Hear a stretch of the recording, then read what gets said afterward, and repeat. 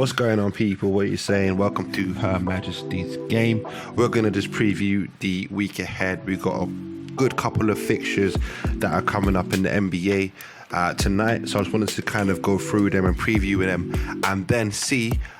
I'm going to call out which ones I think is going to win.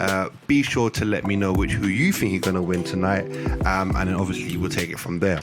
But going through the first game that's going to be starting will be the Phoenix Suns versus the Detroit Pistons. Now, the Pistons actually have won the last few games, but with the pickup of Chris Paul, I have to go with the Phoenix Suns, who are currently sitting 6-2 in the Western Conference right now.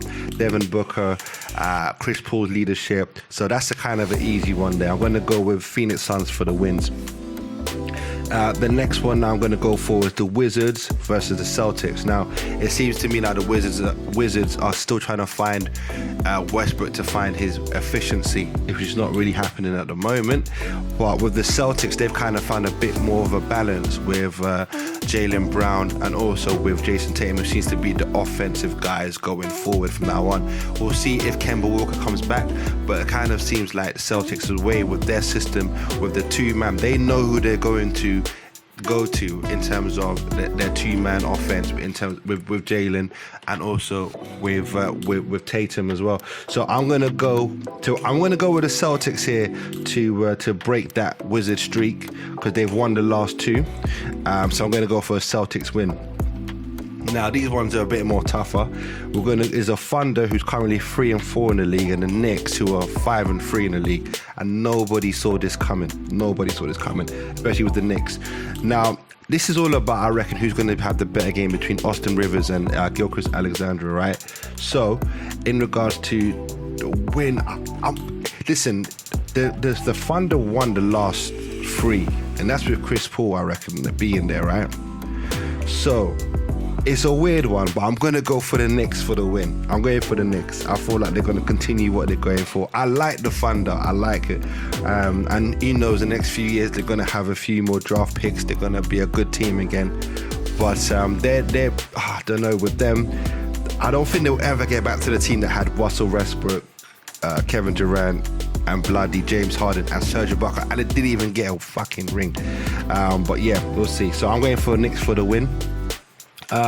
Next one is going to be between the New Orleans Hornets and the Pelicans. The Hornets are currently 3-5. I like the fact that they're going through Rozier and Hayward as the offense, and then they're coming back with LaMelo Ball, who they're just hyping up, by the way. But yeah, him coming off the bench doing his thing, like, that's pretty dope. And then you've got the Pelicans. Now, they're 4-4, which kind of shows you they're kind of hit and miss at the moment.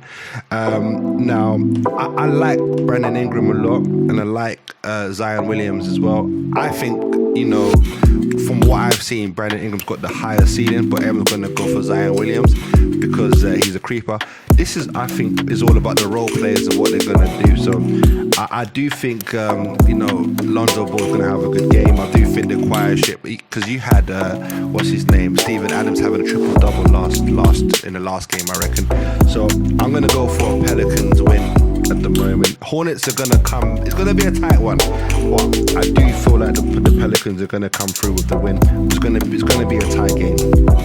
Next, we got the Magic, which is 6-2, and then you got the Rockets, which is 2-4, which no one really saw. Now, it's a tough one again. With the Rockets, with the coach that they have, 2-4 is kind of looking like, okay, James Harden's putting up his numbers, but he wants to leave, so he's putting up his numbers to make sure that they get a good trade value. But you also got John Wall and Boogie Cousins, who played at Kentucky together. That should be interesting fight. But what I'm going to go for at the moment is, I don't know why I'm going for a cheeky one. I thought that the Magic will cause an upset. Reason being is because I feel like Vucevic is the player that I can't see anyone in Houston Rockets guarding. I know Boogie's not really good for defense, so I'm going to go with the Magic to win. Again, a tight one, and we'll see how that goes. So next up, we got Brooklyn Nets, who let me have a See, they're 5-4, and then you've got the Grizzlies who are 2-6. Now, the crazy thing about this one is that the Grizzlies are actually on a 3-game winning streak against the Brooklyn Nets. So I assume now, with the fact that they've rested Kevin Durant and Kyrie Irving in the last game, they may have a bit of offensive, instability because they're coming back into the team. But I do believe that Brooklyn are coming to take off that particular win streak, and they should take the win there. Jazz versus Bucks. The Bucks are still trying to find their way with the new additions, and the Jazz are still kind of hit and miss. It all depends on what type of game what's his name, Donovan Mitchell's going to bring in. But with this one, I'm going to go for a Bucks win, of course.